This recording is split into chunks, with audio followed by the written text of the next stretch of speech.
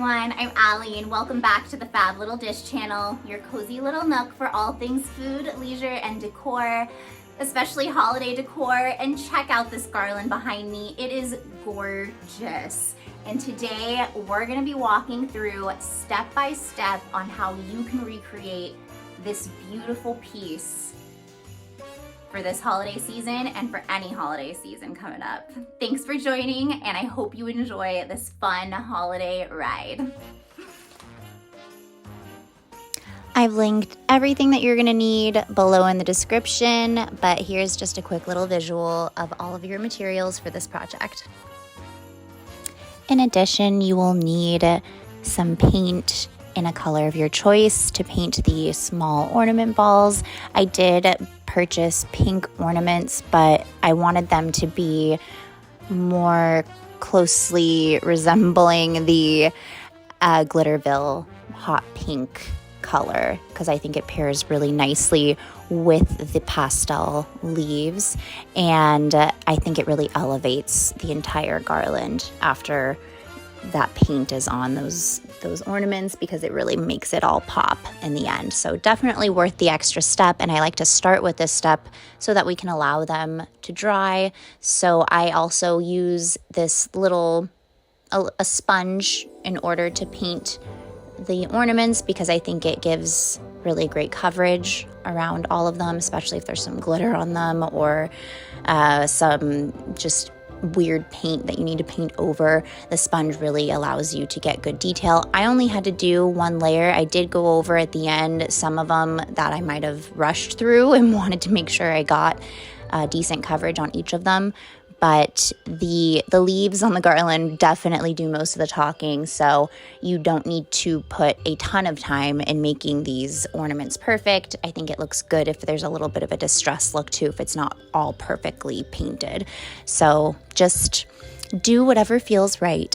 So this is when I like to stencil the leaves on the thick cardstock paper. Again, it's 12 by 12. I used around 15 to 17 pieces for this garland, so you can really make it as large as you want depending on how much time you would like to put into it. But each piece of cardstock does add, with all of these stenciled leaves on there, does add a significant amount of time. So just keep that in mind as you're thinking about doing this project.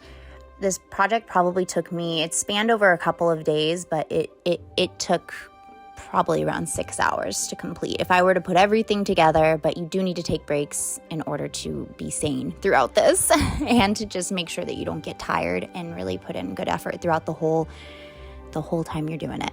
But these stencils are linked below in the description, and I did 2 different sizes. I did one, I printed it at 60% of the size and the other at 75%. So you have a big and a small one, and it just gives good dimension throughout the garland by having those 2 different sizes.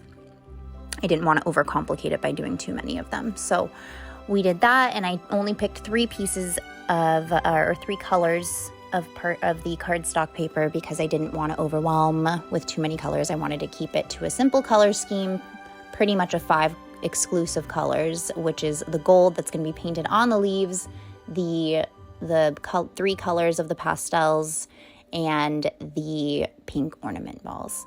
So those are going to be the colors. So I'm going to just go ahead and stencil on each page. For the main base color, you're going to want to get more of those pages of paper. So I got significantly more of the tealish color, and I did all of the larger stenciled leaves on there, and all of the smaller ones I did on that cream color and the light baby blue.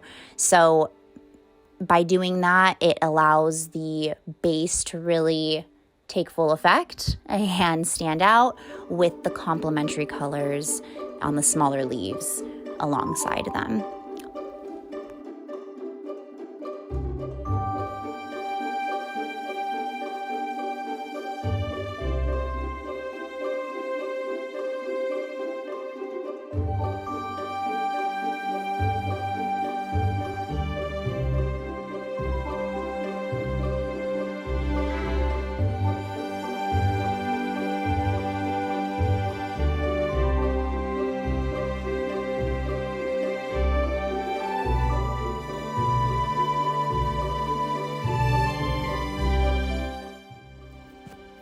And now we're ready to cut each of our stenciled pieces of cardstock paper.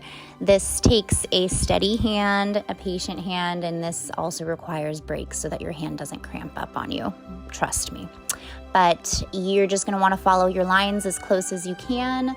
And this is kind of your opportunity as well to get creative with maybe some of the edges of the shapes of the leaves themselves.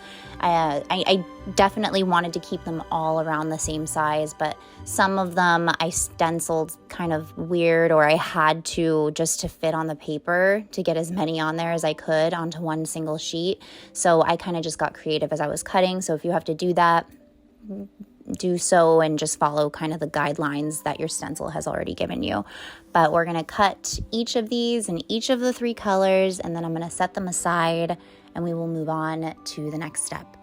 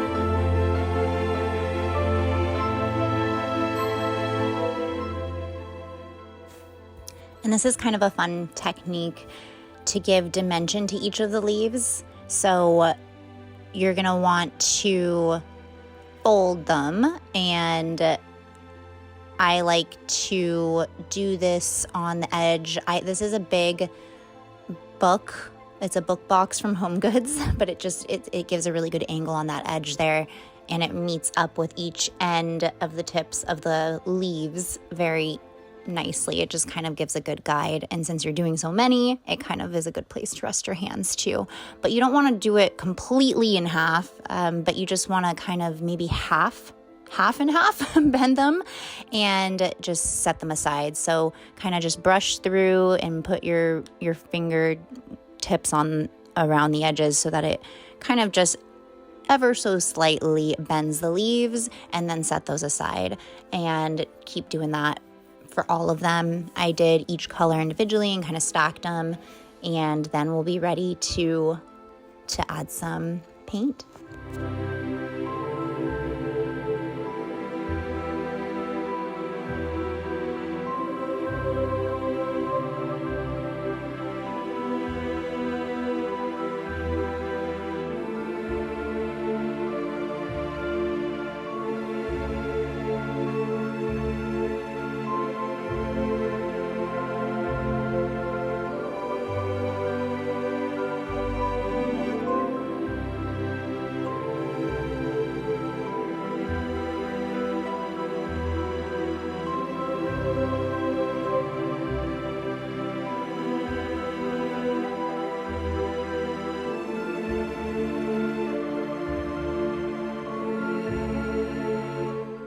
And we're ready to add the paint.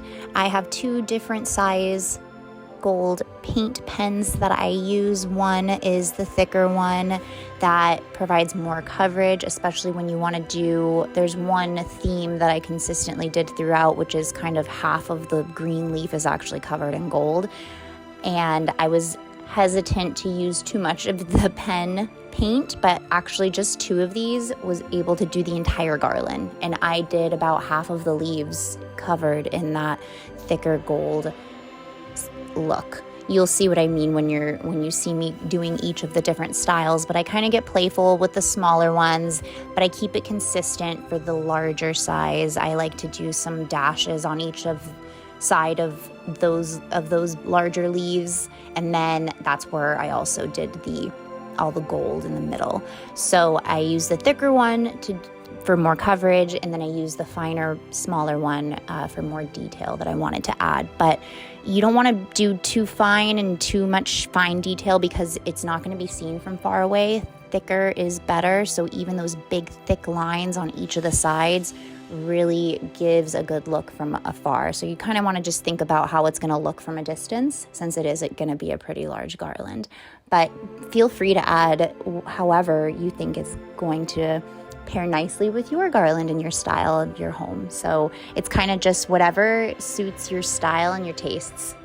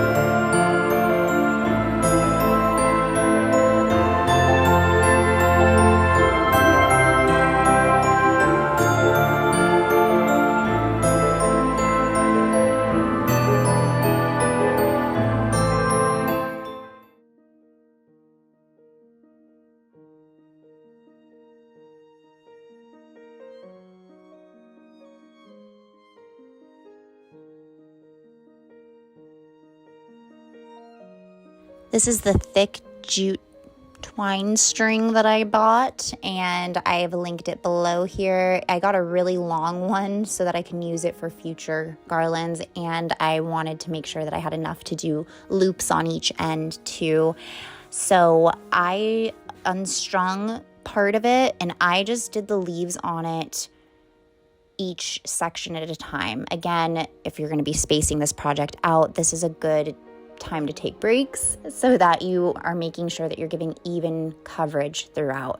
Now, the Glitterville garland that they sell, it's very sparse, but this one is full. It's full of leaves. So if I would have actually done it as the same kind of amount of leaves per berry ratio, I suppose, on my garland, it would have been really long if I did it the same way that Glitterville did. I probably quadrupled the amount of leaves so per inch of the of that garland. So it's worth it though. It makes it fluffy and it gives a lot of dimension. The leaves are all poking out, and I just do them kind of all going in the same direction, and then if they're kind of moving into another direction, I start to do it that way. But I really would just kind of watch how I'm doing it here. I know it's going to be going quickly, but I want you to just kind of see how I'm kind of going with the flow of however the leaves are going. But you don't want to have too many in opposite directions or in one direction, because it's gonna just make it too heavy in certain places. So just make sure that you're evenly getting each direction of all of the leaves kind of going in a way that makes it evenly distributed throughout the garland weight.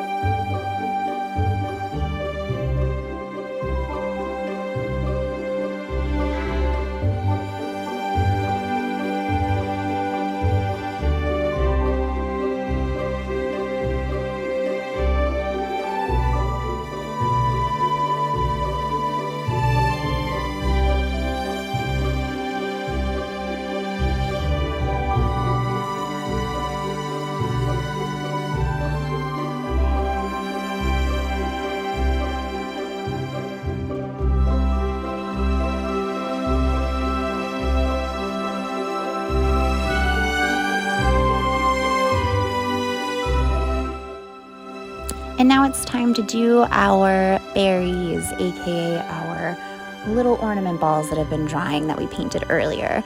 So I like to evenly distribute these throughout the garland, but I do like to do certain little areas with more than others. So I have clusters of 3, I have clusters of 5.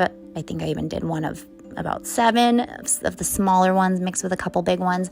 So it just gives good dimension, but just kind of follow your eye as you're going through. Make sure there aren't any weird gaps, and just glue as many as you can on there without making, again, certain areas of the garland too heavy. You want to make sure that if you're going to be draping it somewhere like I did, you just want to make sure that the weight's going to be evenly distributed. So try not to overload one side with too many ornaments versus the other.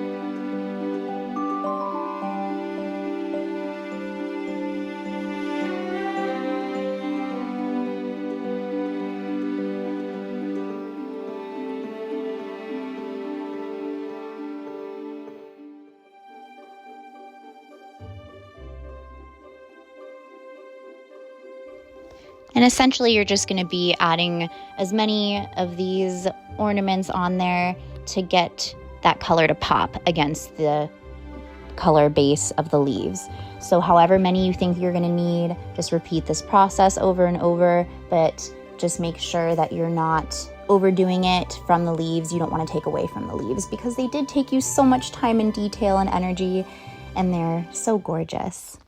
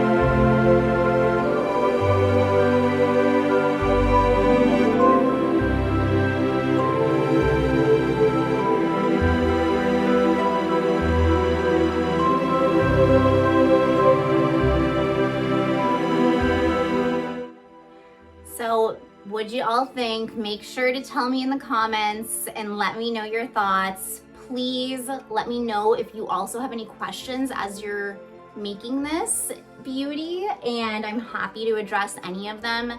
This is gonna be such a fun and glamorous, gorgeous statement piece in your home, and I'm gonna recreate it for Valentine's Day, for Easter. I mean, you can do this for any holiday. So I'm gonna be doing those with you for those. But in the meantime, I hope that you're inspired to make this just as much as I was inspired when I went to Chicago and saw it in that beautiful store, and also just through seeing it on Glitterville, the White House decorations. I mean, if you want a little piece of that decor without spending a whole bunch of money at all, I mean, this cost me,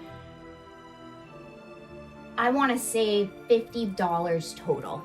That would be like the max. And I had coupons, I got stuff from Michael's, I got stuff from Walmart. It was really cheap, and you can recreate it too. You don't have to spend a fortune to have a little bit of glamour in your Christmas decor, especially something that just looks so elegant, and this really elevates the room. So I hope you all enjoyed, and thanks so much for tuning in. Please make sure to like this video if you did enjoy it. Subscribe so you don't miss out on anything fun coming your way. There's gonna be a ton of stuff. We're gonna be doing a whole bunch of stuff on this channel, so you can't miss out. So hit that notification bell, and in the meantime, enjoy your holiday decor, and happy holidays, everyone. Take care, and we'll see you soon.